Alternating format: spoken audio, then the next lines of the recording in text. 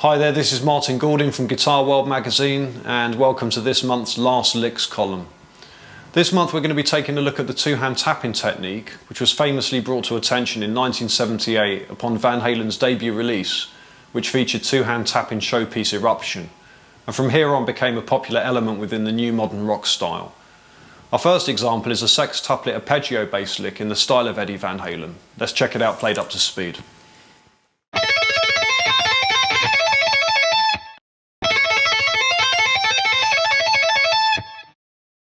Okay, we're going to set up our fretting hand fairly square and dropped, with plenty of space from the bottom of the neck to the cup of the hand, the thumb in the middle of the back of the neck, and we're going to bring our tapping hand over and rest muting the strings from the heel area of the hand. As an exercise, try brushing through the strings, muting everything except the high E string. Now, many other great players from the early 1980s used their first fingers to tap, but we're going to use our second finger so we can more easily integrate this technique into more conventional areas of playing, like legato or sweeping techniques, for example. Okay, so we're going to set up an A major triad on the high E string by tapping firmly onto the 12th fret, which is our 5th, pulling off to our root note on the 5th fret, and then hammering onto the 9th fret, which is our major 3rd. When we play the second tap, the 4th finger releases, allowing us to repeat the exercise by pulling off back to the 1st note. Now, if we count in half time as triplets, placing the tap on the beat, we can build some accuracy and stamina by repeating over and over. 1 and 2 and 3 and 4 and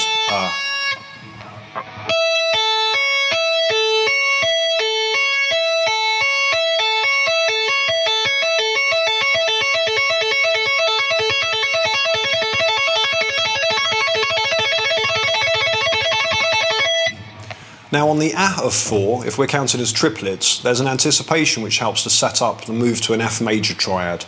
1 and 2 and 3 and 4 and 1 and 2 and 3 and 4 and which repeats twice, and then there's an embellishment to the melody with the tap moving up a tone, and then resolving back to an A major triad, leading with the tap on the 17th fret, pulling off to 9 and hammering on to 12 and playing 4 times.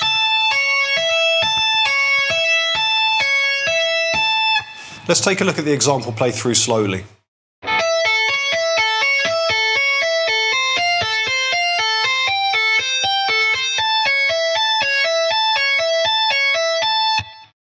Okay, we're going to move on to example number 2 now, with a tapping lick which is based around a 16th note time frame and is in the style of early 80s legend Randy Rhoads. Let's take a look at the example played up to speed.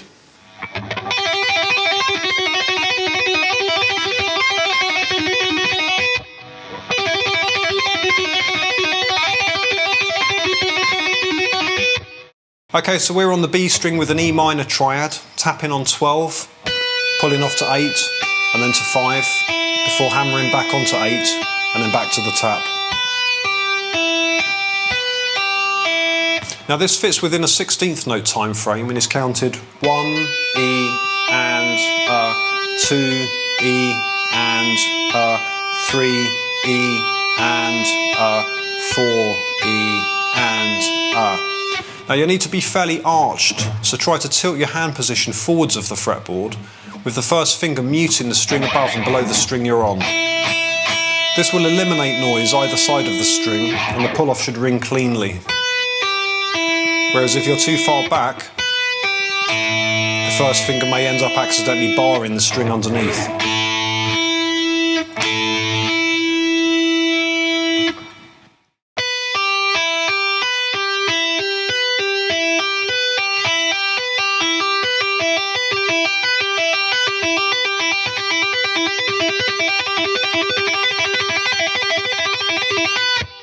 So on beat 4, the tap moves up a semitone, 1 E and 2 E and 3 E and 4 E and 1 E and this sets up the change to an E flat diminished triad in bar 2. With the tap coming down a semitone to resolve. Let's take a look at the example played through slowly.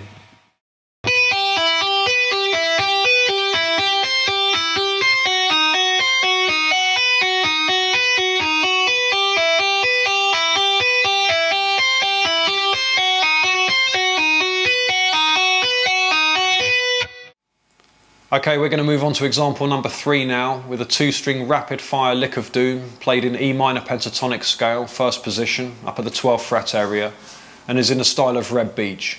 Let's take a look at the example played up to speed.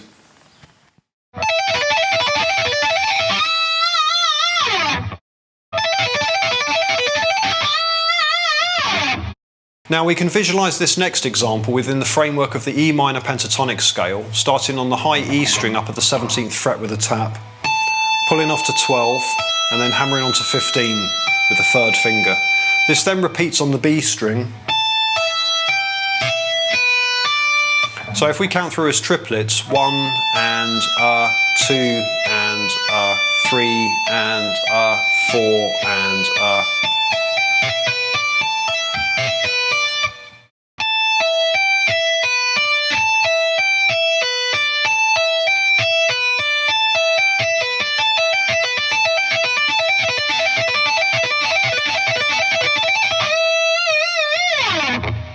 on the 4th repetition there's a turnaround.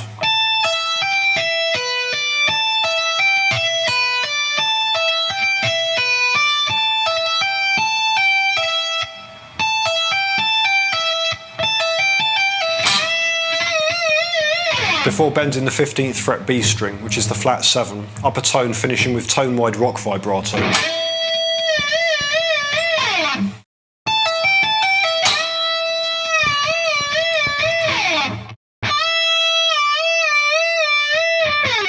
Let's take a look at the example played through slowly.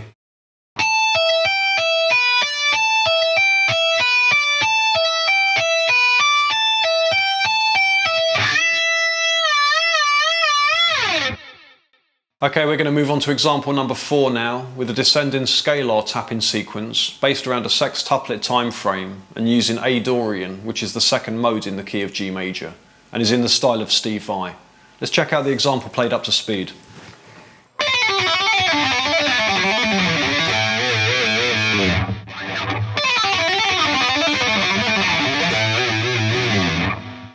Right, we're going to start by setting the fretting hand up square and dropped, with plenty of space from the underside of the neck to the cup of the hand, and the thumb square in the middle of the back of the neck.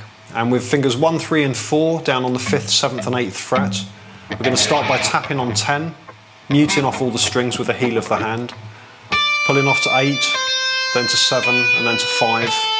And then we're just going to pause for a minute and develop that little fragment as triplets. So 1 and 2 and 3 and 4 and 1 and 2 and 3 and 4.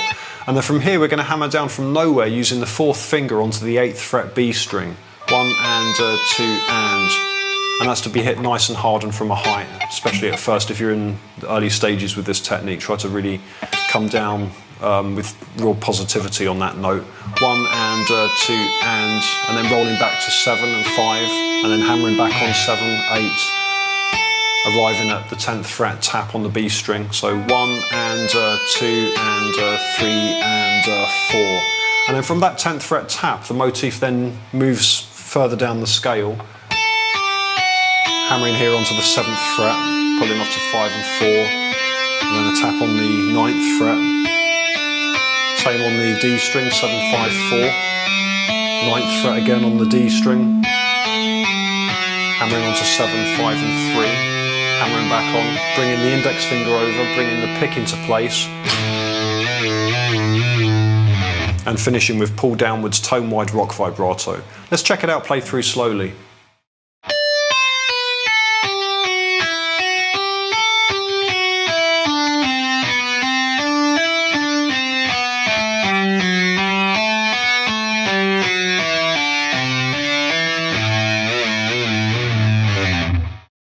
Okay, we're on to our 5th and final tapping example with an ascending idea based around E Dorian, which is the 2nd mode in the key of D major, and utilises left and right hand tapping and is in the style of Greg Howe. Let's take a look at the example played up to speed.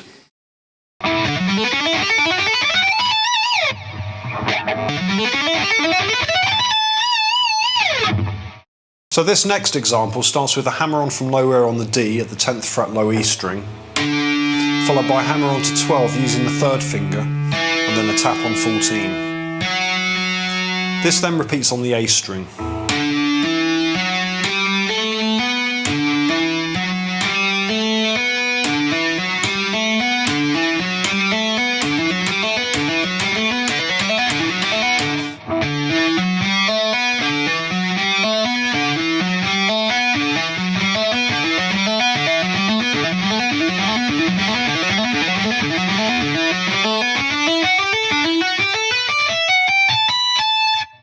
Try to hit down hard and from a height on the hammer-on from nowhere. The hand should be dropped with plenty of space from the bottom of the neck to the cup of the hand, and this will result in a fairly flat first finger, which should help mute the strings underneath. When on the A string, the first finger fleshy tip will also land muting the string above. From here we ascend to the D and G string with 11, 12 and 14.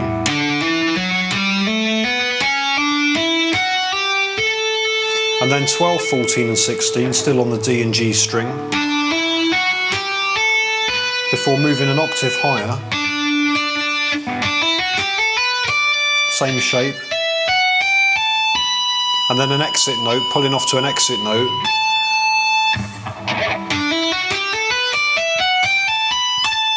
Which can either be played with conventional vibrato or Greg Howe's characteristic sliding vibrato. Let's take a look at the example played through slowly.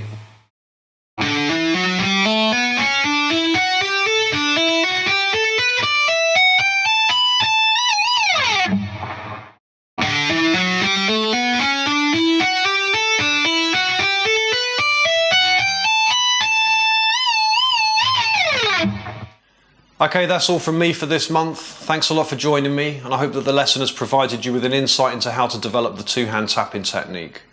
As usual, try to break down and memorise each example fully before applying speed. Join me next month for more last licks.